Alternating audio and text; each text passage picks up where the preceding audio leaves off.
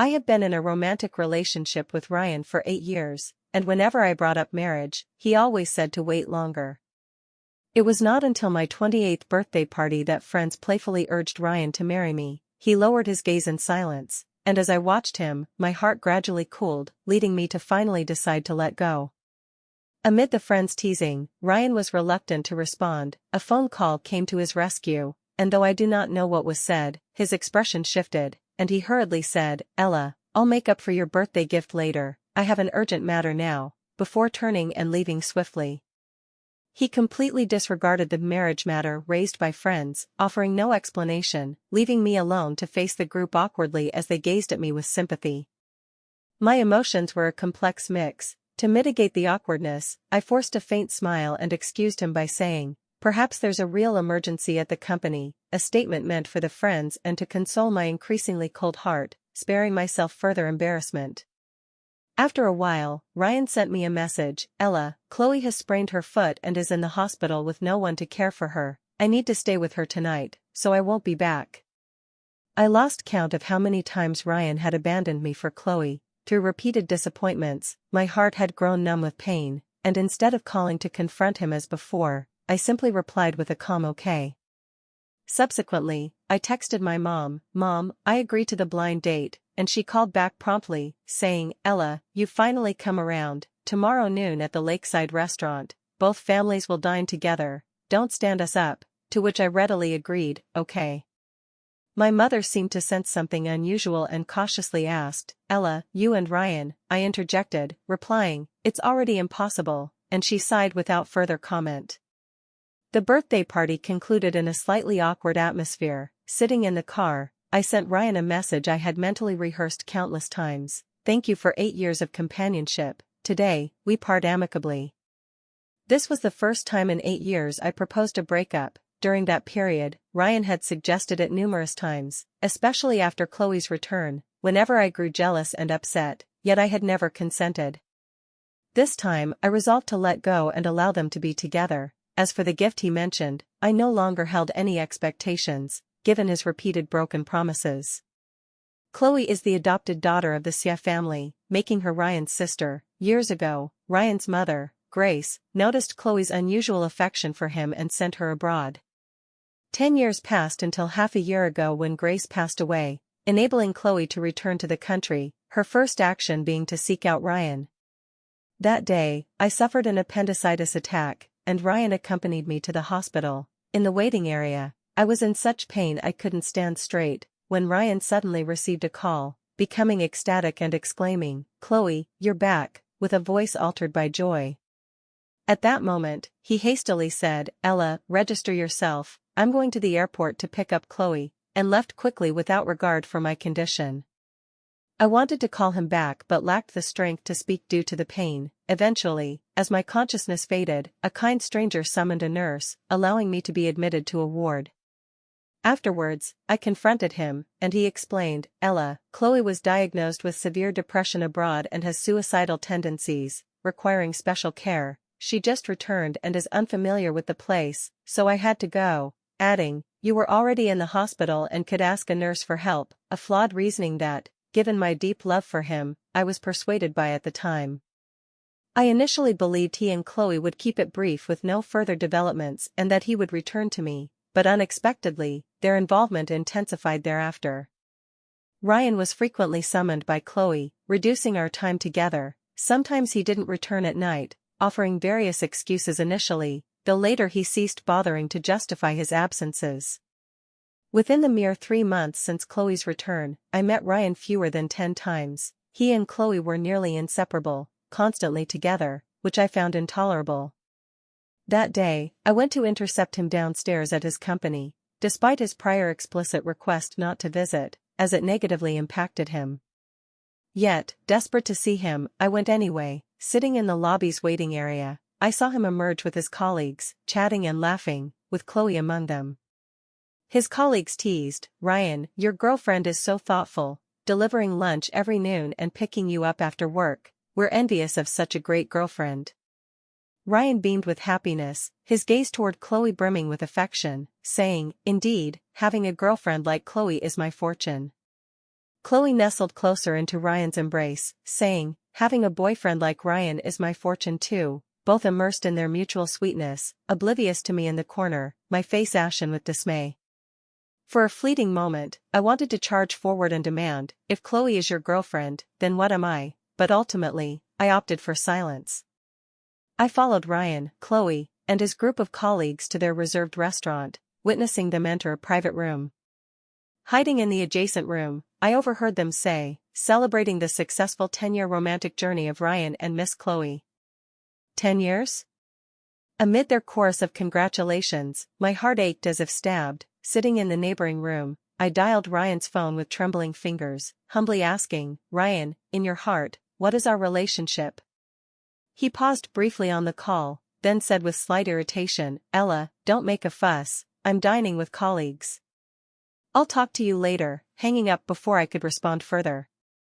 That evening, Ryan, absent from home for so long, unexpectedly returned. My heart brimmed with anger, ready for a confrontation, yet his single sentence acted like a soothing breeze, instantly quelling my fury. He said, "Ella, I know you've coveted this necklace for a long time, it's yours," presenting the necklace I had long admired and placing it around my neck himself. In that instant, I felt the warmth of his fingertips and a deep-seated care, convincing me he still valued me, or at least understood my preferences. To preserve this rare harmony, I chose silence, refraining from mentioning what I had seen at his company or the so-called dinner with colleagues, assuring myself there might still be a chance to mend things. Thereafter, Ryan did return home more often, yet he was still periodically called away by Chloe for various reasons: burst pipes, computer failures, fear of walking alone at night, trivial matters that pierced my heart like invisible thorns. Until my birthday party, when I noticed from the moment Ryan entered that he was distracted and inattentive, not even having prepared a gift for me. It was as if he was unaware it was my birthday. Only when the cake arrived did he seem to awaken, saying "Happy birthday," in a perfunctory manner. Friends teased, asking if he had a surprise for me, but he stammered, producing nothing. When asked when he would marry me, he remained speechless, awkwardly silent, until Chloe's call came, prompting him to leave abruptly without explanation, and I finally gave up hope. The day after my birthday party, I accepted a blind date arranged by my family with Jason, a childhood neighbor. In my memory, he was always runny-nosed and grubby, leading me on adventures, climbing trees for bird eggs, fishing in the river, those carefree childhood days we shared. Later, due to his father's job transfer, his family moved to distant Kyoto, and we lost touch. Unexpectedly, years later, he had a matchmaker approach my parents to propose a blind date. At the lakeside restaurant, we met. After many years, Jason had shed his childishness, standing tall with sharp features and a heroic air, dressed in a well-tailored suit that exuded maturity and stability. Though his face was stern, a trace of gentleness shone through his eyes, particularly when they rested on me, making me shy away from his gaze as an inexplicable flutter stirred within me. During our conversation, I learned he had followed his father's path into the military at a young age, a career that forged his will and imbued him with an indescribable aura. After retiring, he joined a government agency, now working at a confidential unit in Kyoto. The blind date was a delight for both parties and their parents. We discussed our pasts, shared growth experiences, and spoke of future aspirations, agreeing in a cheerful atmosphere to an engagement date 1 month hence. That night, I returned to Ryan's house to move my belongings. Ryan and Chloe were there, with Chloe snacking on the sofa while Ryan cooked for her in the kitchen. Previously, when with me, Ryan never cooked, deeming it a woman's task. Later, I saw photos on Chloe's secondary Facebook account of him cooking for her, revealing that Ryan indeed knew how to cook. On that Facebook post, Chloe wrote, "Brother can't bear me cooking, saying girls who inhale too much cooking fumes will smell bad." I found it laughable. He spared his Chloe from cooking but not me. The smelling bad clearly a veiled jab at me. Over the years, I had pampered Ryan like a young master, yet he secretly disdained me. Still, I too am the cherished treasure of my parents. Seeing me return, Chloe warmly greeted, "Ella, you're here? Ryan is making my favorite salt-baked shrimp, try some later, his cooking is great, I've loved it since childhood," her words dripping with pride and boastfulness. Ryan, busy in the kitchen, emerged upon hearing us. Seeing me, his eyes briefly averted, forcing a smile. Ella, you're back, I thought I wasn't coming back, right? I finished for him, and he stammered, speechless. Observing him in an apron, visibly embarrassed, I found it somewhat comical. My once idolized man was merely ordinary, a realization that struck me profoundly at that moment.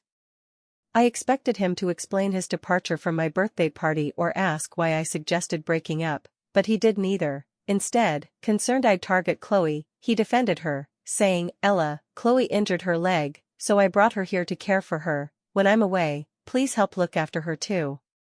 Also, the master bedroom bed is softer, so let her sleep there. You take the guest room, he added, suppressing sarcasm. I asked, and you? Perhaps because Chloe was staying, Ryan deliberately distanced himself, even unwilling to share a bed with me, saying, I'll sleep in the living room. I remained silent for a while before asking, didn't you see the message I sent you? Not waiting for Ryan to reply. Chloe rose slowly from the sofa, saying, Ella, please don't argue with Ryan anymore, okay? Blame me if you must. I suddenly sprained my foot. I have no other family here, only Ryan, so I had no choice but to ask him to come to the hospital. As Chloe spoke, her eyes reddened, her voice laden with sorrow and grievance. Seeing this, Ryan promptly went to her, gently embracing her shoulder and soothingly saying, Chloe, your sprained foot naturally requires care, I believe. He looked at me, his eyes carrying a clear warning. I believe Ella will understand. Chloe glanced at me again, a hint of triumph in her eyes. Ella, once my leg heals, I'll leave. Don't threaten Ryan with a breakup, he hates threats, and if he ends it in anger, you'll blame me again. Seeing Chloe weep weakly, Ryan glared at me angrily, his tone stern. Ella, say something. Are you blaming Chloe? You're really too immature. Chloe injured her leg, so it's only natural I care for her. I don't know why you're so prone to jealousy, he said, his expression full of impatience, continuing to reproach me. Enough, stop being emotional. If there's nothing else, rest in the guest room, your things are all packed and placed there. He clearly didn't want to see me anymore. I had no desire to argue further. Over the 6 months since Chloe's return, we'd quarreled too often, each dispute eroding the scant affection left between us. I said calmly, no need. You don't have to sleep on the sofa, I'll move out. Hearing this, Ryan merely furrowed his brow slightly, a fleeting indifference in his eyes, yet he offered no words to retain me. His silence cut into my heart like an invisible blade. Fortunately, Ryan had already packed my belongings in the guest room, saving me considerable effort. I contacted a moving company that night and completely moved out of his house. He watched me move my things out box by box without intervening or even sparing me a glance, preoccupied with ensuring the salt-baked shrimp didn't cool, meticulously peeling and deveining them for Chloe at the table. This scene was glaringly painful and bitterly ironic to me. In 8 years, he had never done such a thing for me, yet now he was so attentive and considerate for another woman.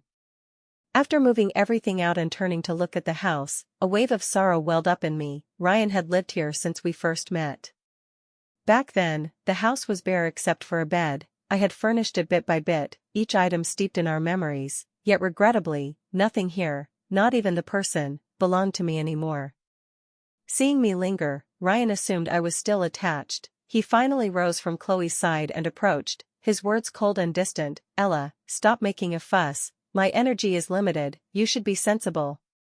Chloe's condition will take time to treat, so live elsewhere for a while and return when she's better, he said. I didn't reply.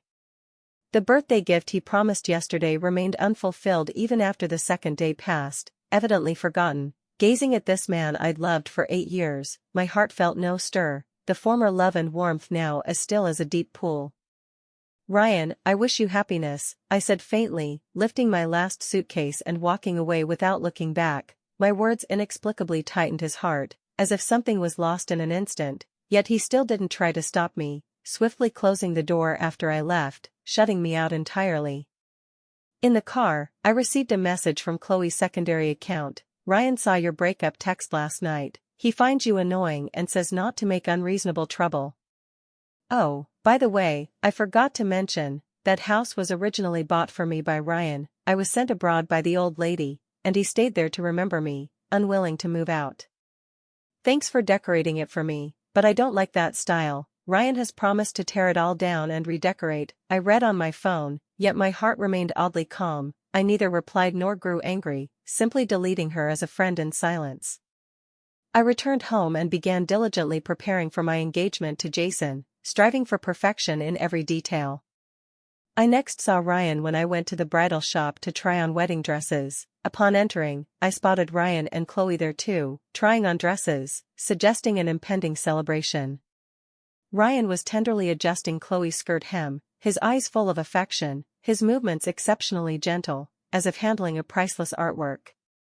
"Chloe, you look truly beautiful in a wedding dress," Ryan sincerely praised. Chloe stood before the mirror, admiring her beauty, her face radiant with happiness.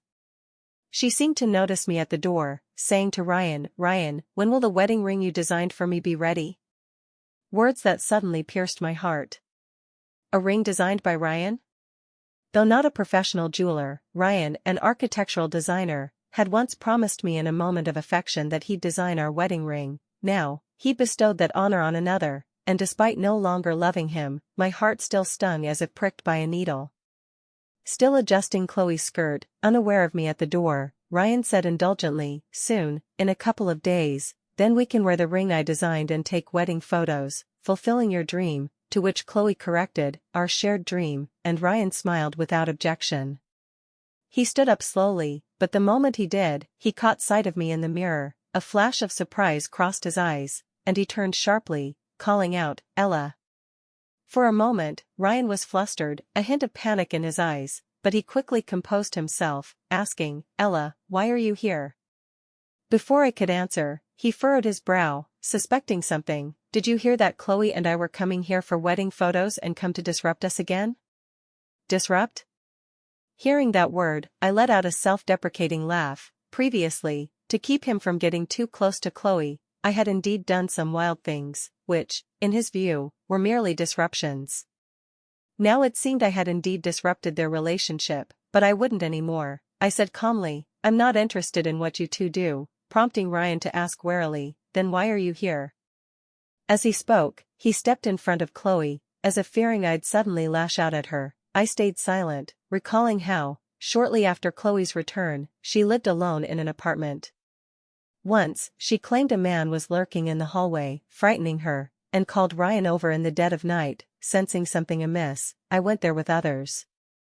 I knocked on their door, Ryan answered in a bathrobe, and before he could react, I stormed into the master bedroom, finding Chloe in lingerie, reclining seductively on the bed. Seeing me, she panicked. I stepped forward, slapped her twice, and cursed, "You wretch, how dare you seduce my boyfriend?" Ryan, rushing into the bedroom and seeing me strike Chloe, grew furious, shoving me aside forcefully to embrace his weeping foster sister, comforting her softly. He also yelled at me, "You madwoman, what's wrong with you?" Caught off guard, I crashed into the nightstand, gashing my forearm, a scar I still bear today. Regaining my senses, I was about to speak when Chloe preempted me, softlying, "Ella, don't make everyone lose face again." Prompted by her, Ryan recalled that incident, after which he faced much ridicule from friends and family, fueling his anger further. He said coldly, "Ella, on such an important day, I hope you'll be sensible and not embarrass everyone," his tone laced with threat and warning, as if signaling that he wouldn't forgive me if I caused trouble. I smiled indifferently, my heart at peace. "Relax, I won't cause trouble. I'm not here for you too." Yet Ryan, unconvinced, pressed, "Then what are you here for?" At that moment, a tall figure appeared beside me, encircling my waist. "Ella, sorry I'm late," he said, and turning to Jason, I smiled. "No, you're right on time, I arrived early." Jason gazed at me tenderly, his eyes sparkling with affection. We shared a smile, and he asked, "Are these two your friends?" I paused, then said, "Not really anymore," to which he replied, "Oh," without probing further. Then, a bridal shop assistant approached, smiling warmly. "You two must be Miss Ella and Mr. Jason, booked for wedding photos today, right?" I nodded. "Please follow me," the assistant said enthusiastically, as Jason and I had booked the premium package. I didn't glance at Ryan's reaction, simply linking arms with Jason to follow her. At that moment, Chloe's voice rang out, "Ella, to stop Ryan and me from taking wedding photos, you just grabbed some random man. Are your personal affairs always this chaotic? Her words ignited anger within me. Restraining myself, I retorted, at least he and I are both single now, unlike some who incessantly clung to someone else's boyfriend without any sense of propriety or boundaries. Chloe's face darkened instantly, but instead of confronting me, she clung to Ryan's arm. Ryan, he looked at me disapprovingly, chiding, Ella, must you be so harsh? I met his gaze, questioning, in what capacity are you reprimanding me? You should manage your own people instead of pointing fingers at others, leaving Ryan speechless with frustration. Pointing at Jason, he said, Ella, you brought this man to take wedding photos just to spite me? You're so childish, adding fiercely, I'm telling you, if you shoot photos with him, we're done forever, staring at me intensely. Ignoring him, I linked arms with Jason and told the assistant, lead the way. Ryan's face filled with disbelief, yet he didn't stop me, glaring resentfully as I left, convinced I was still causing a scene and that Jason was a hired actor. When Jason and I exited the shop, Ryan and Chloe had already gone. After that day, I heard nothing of them for a long time.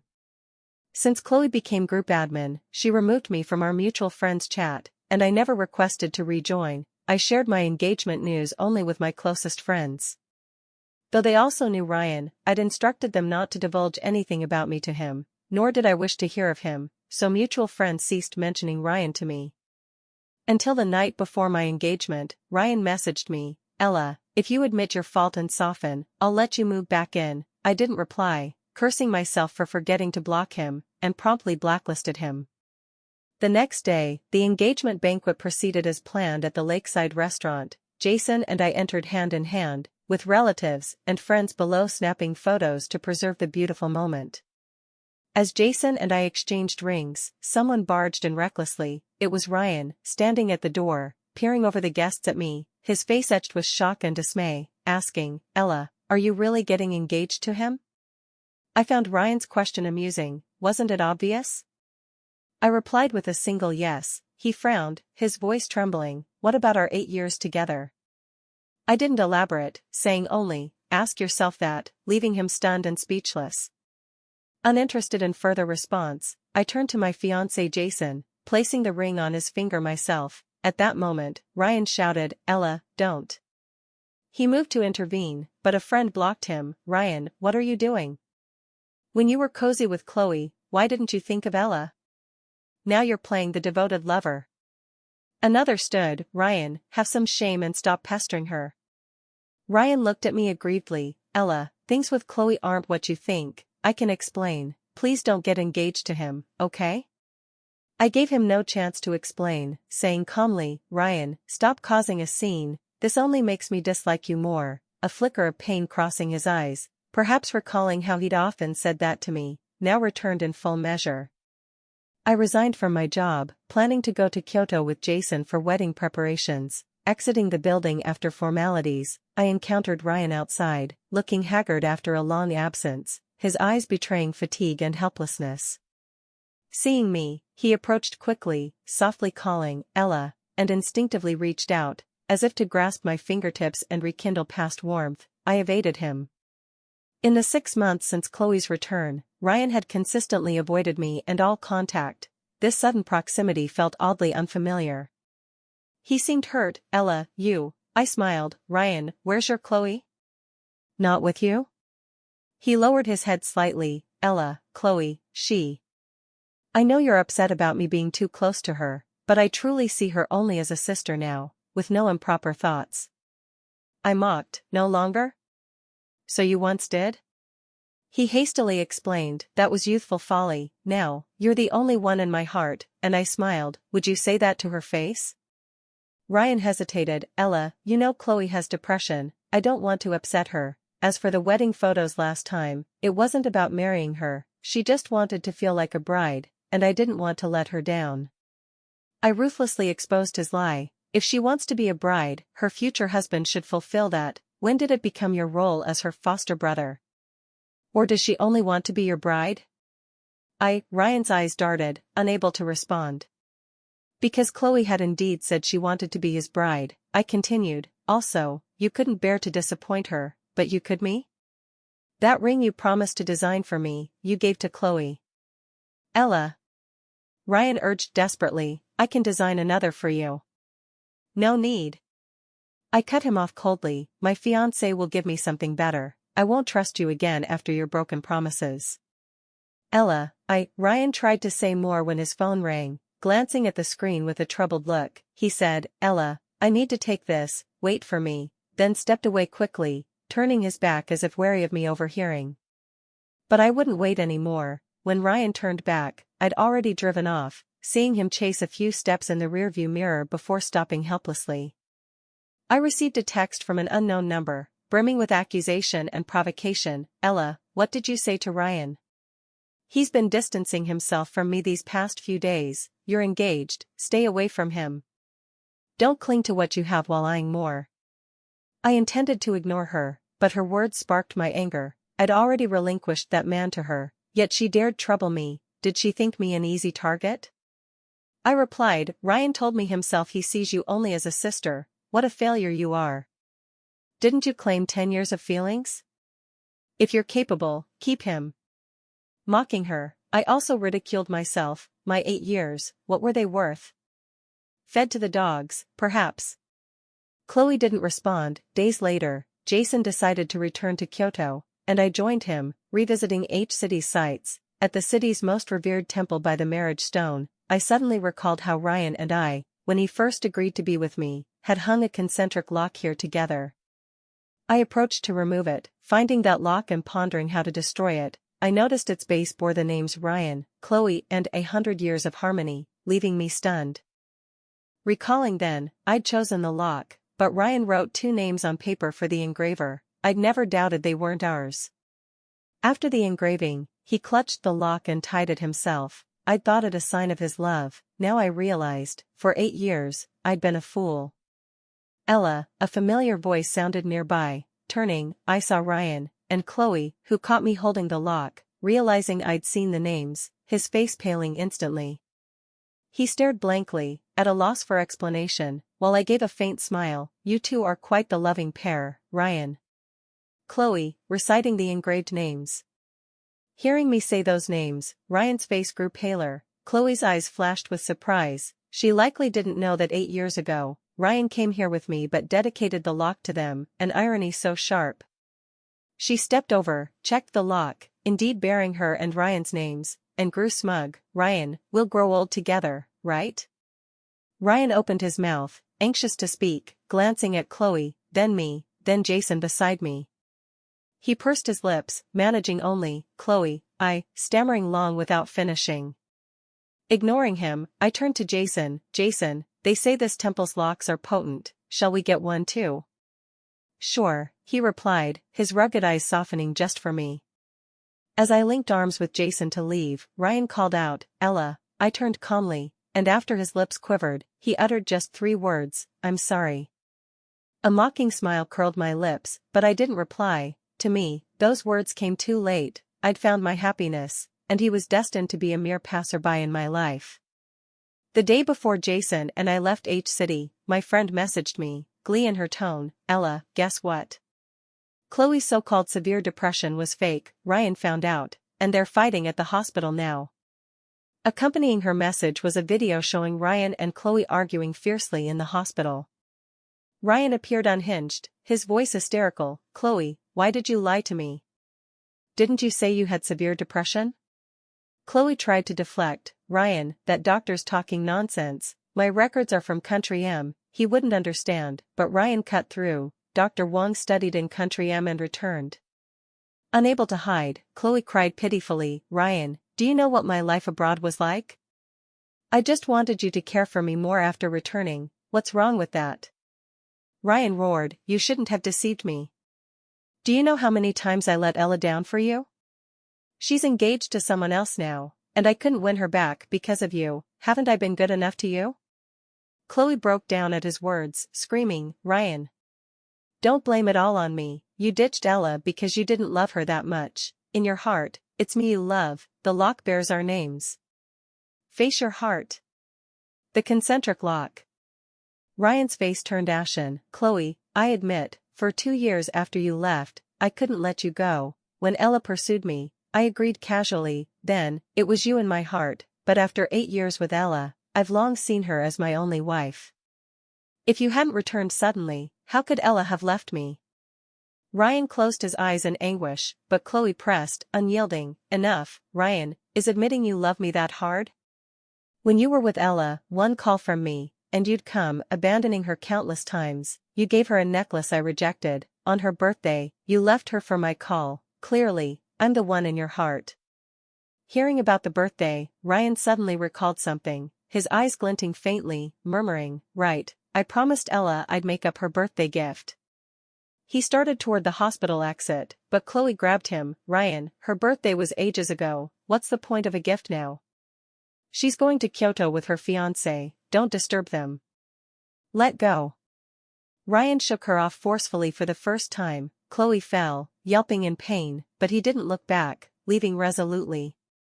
The video ended there. My friend added, Ella, if Ryan seeks you, don't give him a kind look, to which I replied lightly, he won't find me, I've moved and changed my number long ago. The next day, Jason and I flew to Kyoto. Upon arrival, we dove into wedding preparations. Jason cared for me meticulously, integrating me into his social circle and introducing me to his friends personally. On holidays, he planned trips to explore every corner of Kyoto, helping me adjust swiftly to this unfamiliar city. This reminded me of my time with Ryan, when it took 3 years to accidentally appear at a dinner with his friends, finally standing before them as Ryan's girlfriend. Compared to him, Jason offered me greater security. I heard of Ryan again through my friend, who said, Ryan's gone mad looking for you. Yet, mutual friends revealed nothing of my whereabouts, knowing only that I'd come to Kyoto. He followed, but never found me. I asked, what about Chloe? She didn't cling to Ryan, letting him search for me crazily? She replied, Chloe used a child as leverage to lure him back, but Ryan's no fool, he secretly did a paternity test, it's not his. From then on, I ceased seeking news of Ryan, focusing entirely on my wedding preparations with Jason. Our wedding took place as scheduled, grand and solemn. In the wedding car en route to the venue, I glimpsed Ryan wandering the streets, forlorn, his former vibrance gone. I merely smiled faintly, heading to my groom.